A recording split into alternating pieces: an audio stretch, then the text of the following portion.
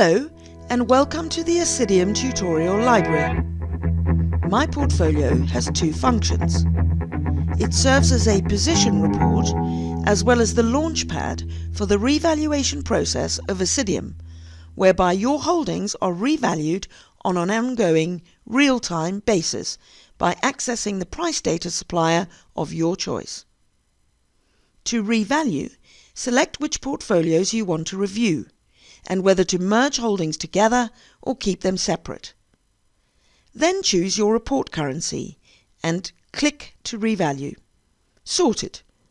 The Assidium logo animates and you go straight to your personally designed dashboard. You can access these risk analytic tabs along the top here. The overview for P&Ls, stress testing reports, etc. My portfolio displays all your selected trades rolled up into balances or positions. As a balances report for all your portfolios, you can choose your sorting rule here, and you can print or export your data using the labels across the top. Bear in mind that the balances report shows your capital and trade flows only. Because of the Assidium auto cash entry at revaluation time, the overview shows your holdings and a current value for your portfolio or a current NAV. Take a look at these buttons here. Let's use an example to work through the P&L effects of your selection and show you the logic of the Assidium system. You can see from the trade report that you have bought and sold AGK shares 4 times on 3 different trade dates. AGK.GB is traded on the London Stock Exchange in sterling, and this example uses a South African Rand report currency. In the holdings report, if you keep your holdings separate, they are displayed like this. Trades on different dates are kept separate because there is an FX cross rate issue when revaluing. The 2 trades settled on the 22nd of April 2014 are always shown merged because the closing cross rate is the same for both trades. When we revalue, your positions are displayed in the overview separated like this. Note that the report currency is South African Rand and we are viewing our report in the reporting currency South African Rand. Take a look at the cost value column. 2052.72 is the Rand value of 10 AGK sold at 205 Rand and 27 cents. The cross rate on that date was 0.07307. The same logic goes for 971.8 and 953.39. And the cost value of these holdings adds up to a total short of 7 AGKs with a cash in amount of 2034.30. Now we return to My Holdings and change our selection. You can see how the balances report display changes, and when we revalue, you can confirm that we are still short of 7 AGKs at a cost value of 2034.30. So the setting in My Holdings does not affect your P&Ls at all, only the way that the positions are displayed. Please note that you can only value 1,000 holdings at a time, so you may sometimes be forced to merge your holdings. If we update one of these trades into a different portfolio and you choose not to merge the holdings in your portfolios, you will see them individually listed in the active screens.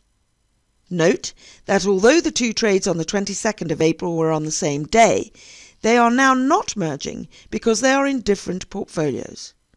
Even so, when we revalue them, our cost value remains steady at 2034.30. If you choose to merge them, they will appear as a net position. Let's add one more trade so as to square the position, like this. Let's buy 7 back on the 22nd of April into portfolio 3 at a price of £10. Now portfolio 3 shows only one line in the holdings report because both trades settled on the same day. When we combine our holdings, we are square at a net consideration of £64. When revaluing, Assidium realises the P&Ls to show a capital profit of £64 here. But remember, we are viewing in Rand, and the currency effect of the trades amounts to a loss of £19.53, or 350 Rand and 58 cents. These numbers remain the same when viewing the holdings separated, as you can see. The currency P&L is due to movements in the Rand-Sterling exchange rate from the date of opening of each trade to the date of revaluation or the date the position was closed.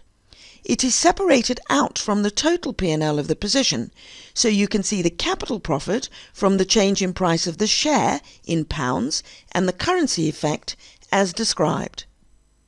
Currency P&L is only relevant for positions in a different currency for your report currency. Upon revaluation, the consideration of your opening trade is crossed into the reporting currency at the closing FX rate on the date of each trade, and crossed back when the position is either revalued or is closed. You end up with capital P&L, which is the result of changes in the price of your share only, as well as currency P&L resulting from movements in the FX cross rate over time. In our example, the cash in amount from our first 3 AGK trades was £2,034.30, calculated at the weighted average FX rate for each trade date. We then closed out the position on the 22nd of April.